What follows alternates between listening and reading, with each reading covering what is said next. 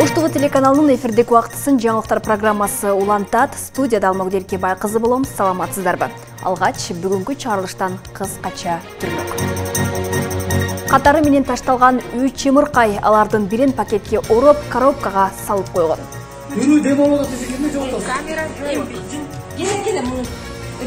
Детский реанимация чапчы. Тоқтоғыл кесін қайтарған аскердің өлімі шектүү издөө алынды. Ошто мыйзамсыз курулуштар жана соода жайлар толугу менен сүрдүрүлөт. Ага соодагерлер каршылык көрсөтүүдө. Кандай десем, 80% тазаланып калды мына Кара Суйский көчөсүчү.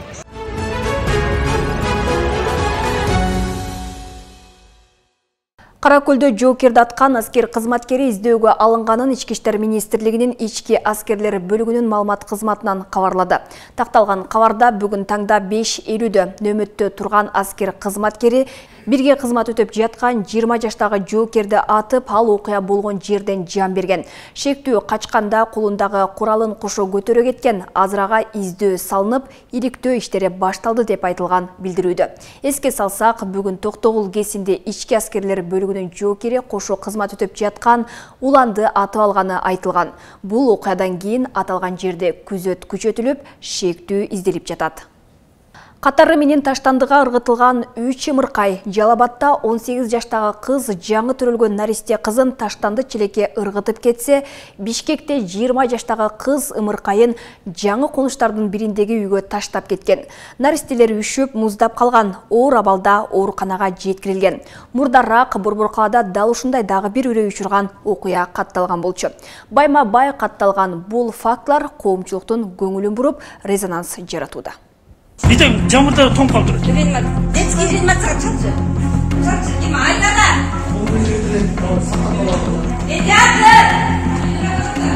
Реанимацияга быстро көчөдөн барат.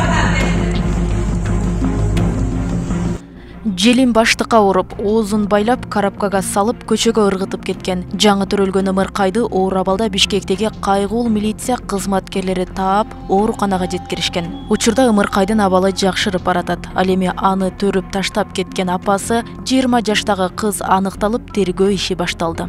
Анан ол сразу скорыйны күткөнгө деле мүмкүнчүлүк болгон жок. Анткени бала тоңуп калып, жоготуп алып эле деп, сразу машинага салып, экинчи роддомго жеткирип а bunu таштаганда коробка забордон ичине ырытылген. Бул баланы коробкага пакетке салып, үстүн байлап пакет оозуна туалет бумага тыгып, анан коробкага салып ырытылген. Коробкага ырытылгенде тиги үстүнөн шифрдан түшкөн жамгыр коробканын ичине пакеттин ичине чейин кирип кеткен суу. Анан врачтан айтчумача биз врачтарга апарсак, врачтар айтат, тиги киндигин бычакман кеспей эле кол менен эле айырып алып депчи. Койдун ичегин кол менен жулуп алган го. Ошондой эле жулуп алып деп. Жалалабадда дагы 18 жаштагы кыз өзү жашаган батирдин жуунуучу бөлмөсүндө төрүп, 7 айлык кызын кийимге уруп, таштандыга таштап кеткен. Наристени таап алган жарандар ооруканага жеткирип, учурда абалы жакшы. Шектүү катары 2005-жылы туулган кыз кармалды. Териштирүү учурунда ымыркайдын апасы таштанды таштоочу жайга жакын жердеги батирде убактылуу жашап жаткан Базаркоргон районунун Ахман айыл аймагынын 2005-жылы туулган тургуну экендиги аныкталган. Ушуну менен бир жума ичинде 3 факты катталды. Алардын баарында 18-20 жаштардагы кыздар жаңы төрөлгөн наристелерин таштандыга, көчөгө ыргытып кетишүүдө. Албетте окуя коомчулуктун көңүлүн бурууда. Үй бүлө баалуулугу жаштардын тарбиясы тууралуу түрдүү талкууларга жем таштады. Жогорку кеңештин депутаты Эльвира Сурабалдыева мындай көйгөйлөрдүн алдын алуу максатында өлкөдө бейби бокс ачууга муктаждык бар деп эсептейт. Бейби боксторду киргизбейлиби десем, бул деген биздин институт семьяга туура эмес болуп калат, анан абдан каражат көп кетет экен деп атат. Бирок мындай учурда башка суроо туулуп атат да. Кыргызстандын жалпы Кыргызстандын бир жаранын жашоосунун мындай баркы барбы? Адамдын өмүрү канча турат? Биздин өмүрү бааланбайт да акчага. А эмнеге анда өкмөт бейби боксторду роддомдорго коюп бергиле, эми бир райондо бирөө болсун макул, аны жалпы элге маалымат жеткирели, жаштарыбызга жеткирели. Ошондой кандай гана учур болбосун, балаңды деген мусоркага таштаба, балаңды сыртта таштаба деп ошондой бир саясатка өтсөкпү. Аталган окуяларда шектүүлөр кылмыш жаза кодексинин эненин жаңы төрөлгөн баласын өлтүрүүсү беренеси менен тергелип жатат. Саламаттык сактоо министрлиги Кыргызстанда балдарын төрөп, бирок багууну каалабаган энелерге балдарын өткөрүп берүү үчүн атайын жайлар бар экенин эскертип, наристелерден төрөтканадан баш тартса болоорун билдирген. Роза Акматжан кызы, Шахрух Иминжанов, Ош ТВ. Бишкек асфальт сервис муниципалдык ишканасынын кызматкерлери эмгек тартибин бузгандыгы үчүн иштен алынды. Бул тууралуу мэриянын маалымат кызматы кабарлады. Иштен алынган кызматкерлердин арасында Бишкек асфальт сервис ишканасынын инженер-энергетик, пландык экономикалык бөлүмдүн башчысы, башкы эсепчи, диспетчери бар. Буга чейин социалдык түйүндөрдө кызматкерлердин биринин аялы күйөөсүнүн жумушуна келип жаңжал чыккан. Анда бир топ кызматкер жумуш ордунда ичимдик ичип отургандыгы белгилүү болгон. Экономика жана коммерция министринин 4 орун басары кызматтан алынганын өкмөттүн маалымат кызматы билдирди. Министрдин орун басарлары Чыңгыз Макешев, Канатбек Абдрахманов, Кубанычбек Закенаев, Назарбек Малаевди иштен алуу буйруктарына министрлер кабинетинин төрагасы Акылбек Жапаров кол койду деп айтылат маалыматта.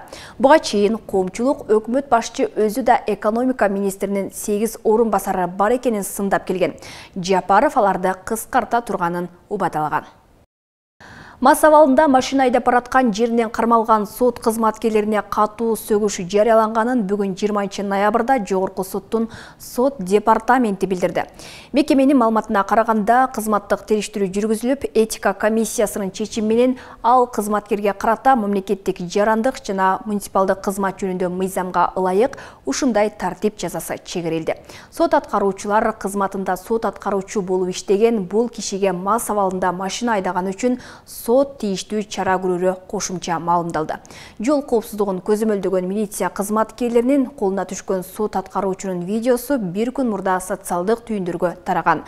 Анда ал күнөөсү жоктугун, машинаны башка бирөө айдап баратканын айтууда. Ал эми наркология кызматынын адистери алмас экенин, милиция машинаны ал өзү айдап баратканын далили бар экенин айтып жатышат.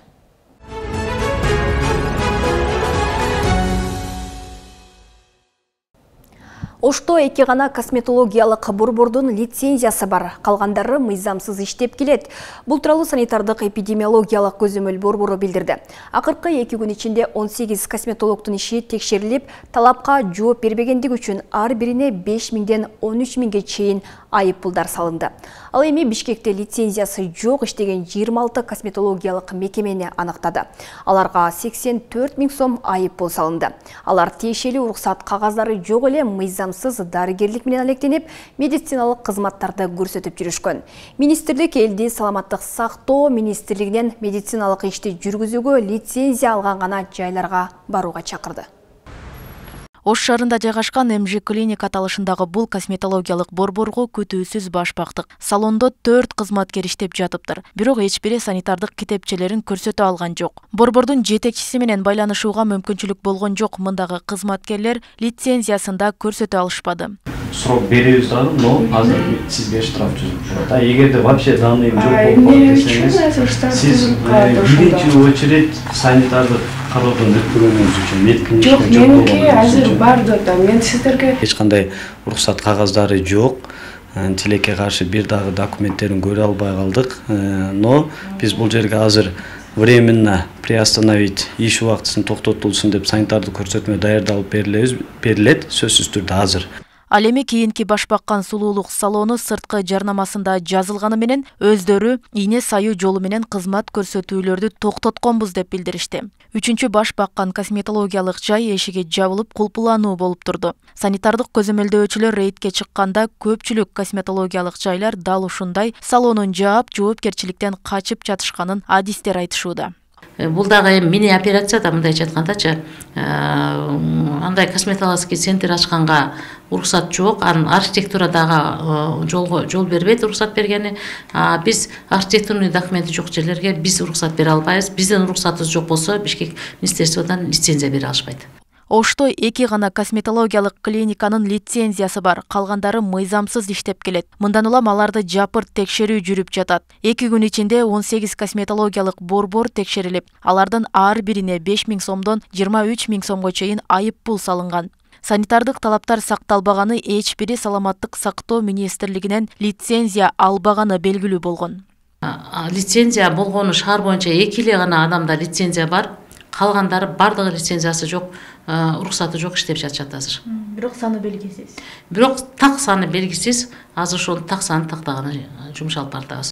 Саламаттык сактоо министринин комиссиясы Бишкекте лицензиясы жок иштеген 26 косметологиялык мекемени аныктады. Жыйынтыгында 84 000 сом айып пул салынды.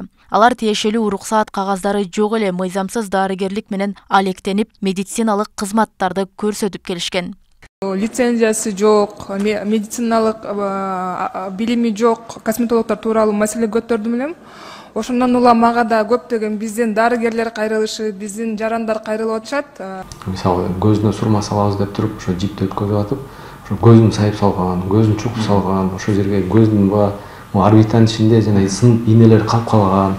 Анан ошонун айынан көздөрдүн ичи ириңдеп, толтура жолу операция болуп, анан ошонун акыр аягы мына ошондой бир күмөндүү косметологиялык борбордун ичинде иштеген бир кыз азыр бизде биринчи жолу болду го дейм, соттолду да.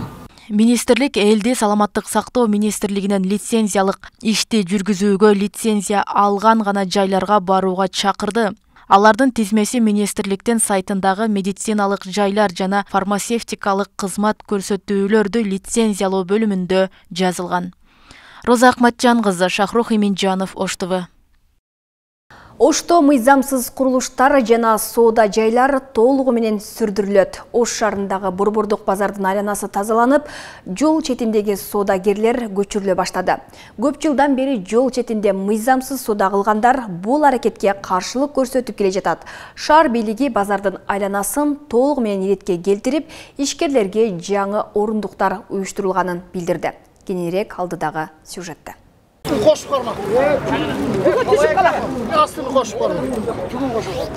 Ыңгайсыздык жаралып атат да шаар тургандарына.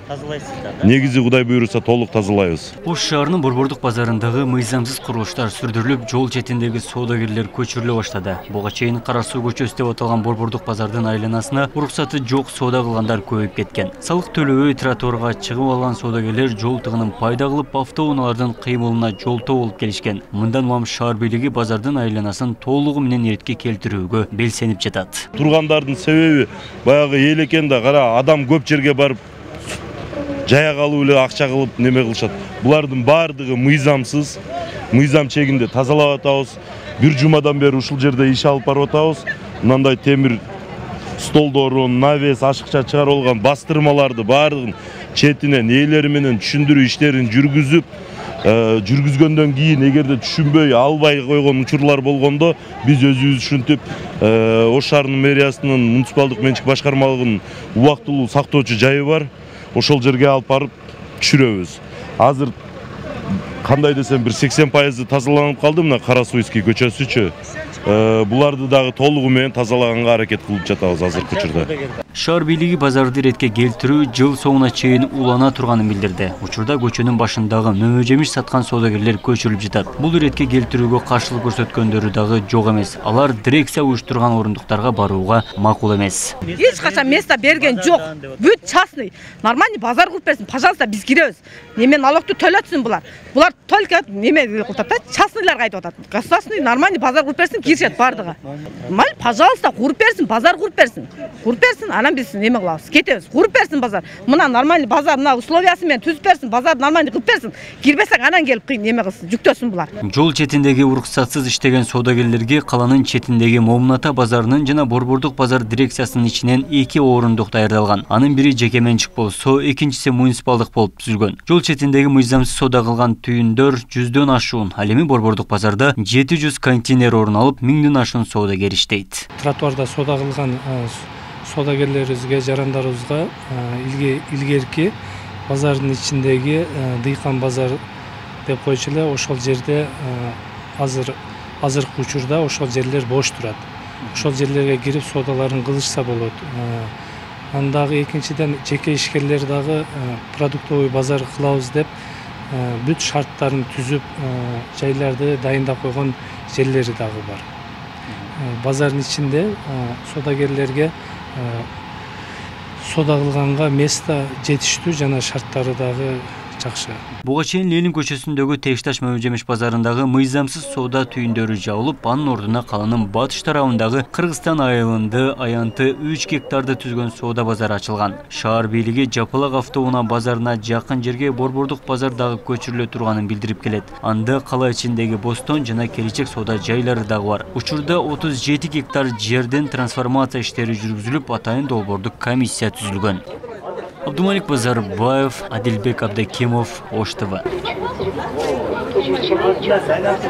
Ош шаарынан элдик курултайга 39 делегат шайланды. Эми шайланган делегаттар шаардын орчундуу 3 маселесин экинчи элдик жыйында көтөрөт. Шайлоочулардын ишенимин алып, элдин элегинен өткөн курултай өкүлдөрүнө президентке эл көйгөйүн жеткирүү милдети тагылды.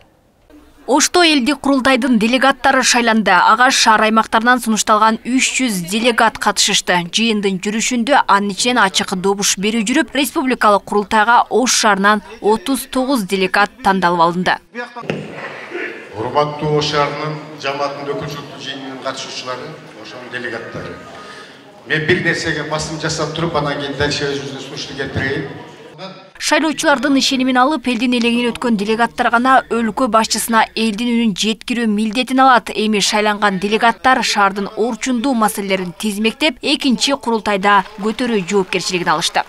Адамдарга эч кандай мындай бийлик тарабынан же болбосо башка өкүлчүлүктөр тарабынан кысымда болгон жок, үгүттөө да болгон жок, бирөөлөргө сурануу да болгон жок. Элдер өздөрү бөлүнүп алып эле өздөрүнүн арасынан суруп чыгып өздөрү шайлады. Ошон үчүн биздин Сулайман Тоо территориалдык муниципалдык аймактын адамдарынын эч кандай мындай трение болгон жок. Баардыгы демократиялуу, ачык, айкын болду. Мен вообще ыраазы болуп атам мындай өткөнгөчү. Талапкер болгондон баштап эле ойлондум.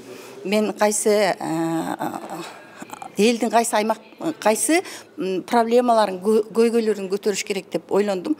Анан кийин социалдык абалдагы, анан кийин билим берүү жагынан, анан кийин дин жолу жагынан дагы көп нерселерди ойлондум. Элдик курултайга делегаттарды шайлоо эл тандоосуна коюлган. Аларды шайлоо ачык добуш берүү менен жүрүп, калк татыктуу деп эсептеген гана делегаттар шайланды. Алардын бири Абдыжапар Акулов. Ал республикалык курултайда карапайым элдин маселелерин, анын ичинен шаардын экологиялык көйгөйүн сунуштайт.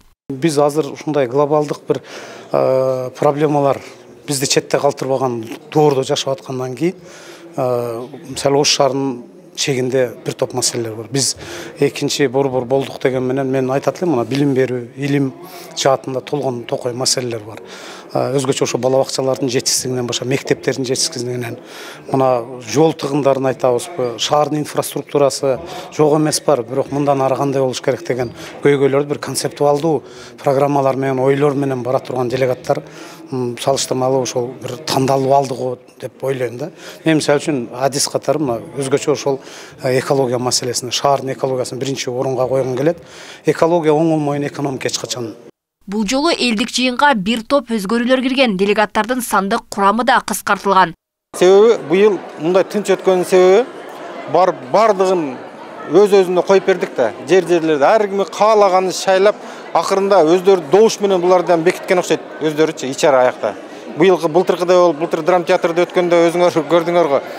Ошондой болуп, багындай ошол жерде талашып тартышып жүрбөйлү дегенби, мындай чечишип келишиптир да. Республикалык элдик жыйын 15 декабрга белгиленген. Ага жалпы өлкө аймактарынан 700 делегат катышат. Өткөн жылы катышкан делегаттардын басымдуусу өлкөдөгү коррупция жана жер сатуу, укук коргоо органдарына болгон нааразычылыкты көтөрүшкөн. Шайланган делегаттардын чыгымдары президенттин жана министрлер кабинетинин фондунан каржыланат. Алмагүл Эркебай кызы, Шахрух Эминжанов, Ош ТВ. Кыргызстанда пенсиянын камсыздандыруу бөлүгүн келерки жылы 7%га көбөйтүү максаты тууралуу социалдык фонддун төрагасы Бактияр Алиев билдирди. Ал буга мамлекеттик бюджеттен кошумча 997 миллион сом каралып жатканын бүгүн 20 ноябрда Жогорку Кеңештин социалдык саясат комитетинде 2024 жылдын бюджетин талкуулоо учурунда билдирди. Азырынча пенсиянын камсыздандыруу бөлүгүн 7%га көбөйтүү планыбыз бар. Кийинки жылдын биринчи жарымындагы акчанын түшүүсүнө жараша 1 октябрда көтөрүү боюнча так малым болот, деди Алиев. Соцфонддун төрагасынын айтымында бүгүнкү күнү Кыргызстандагы пенсионерлердин 24% пенсиясын Кыргыз почтасы аркылуу, калганы банктар аркылуу алат. Бул алардын тандоосуна жараша болот. Кыргызстанда жыл сайын 1 октябрда пенсиянын камсыздандыруу же базалык бөлүгү көтөрүлүп келет. Быйыл 1 октябрда камсыздандыруу бөлүгүнүн эсебинен пенсия 38%га жогорлаган. Учурда пенсиянын орточо өлчөмү 9330 сом.